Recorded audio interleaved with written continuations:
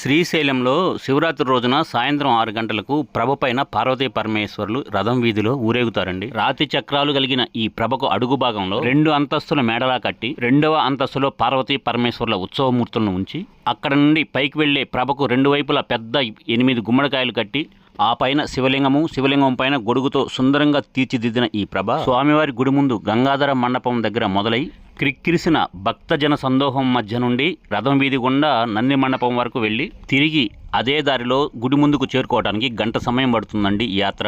ఈ ఊరేగింపు జరుగుతున్నంతసేపు భక్తులు అరటి పండ్లతో ఈ ప్రభ పైన విసరటం అనేది ఇక్కడ ఒక ప్రత్యేకత అండి. ఈ శివపార్వతుల ఊరేగింపులో ఇంకొక ప్రత్యేకత ఉందండి. ఈ స్వామివార్లకు ఊరేగింపు అయిపోయిన 6 గంటలకి కళ్యాణం జరుగుతుంది కాబట్టి పెళ్లి కాని యువతీ యువకులు ఈ ప్రభలోని శివపార్వతులకు మనస్ఫూర్తిగా నమస్కరించుకున్నా కానీ, పెళ్లి కావాలని మనస్ఫూర్తిగా కోరుకొని ఒక అరటిపండు ప్రభ పైన విసిరినా కానీ, ప్రభ యొక్క మోకులాగినా కానీ వెంటనే కళ్యాణం జరుగుతుందని ఇక్కడ అందరూ నమ్ముతారండి.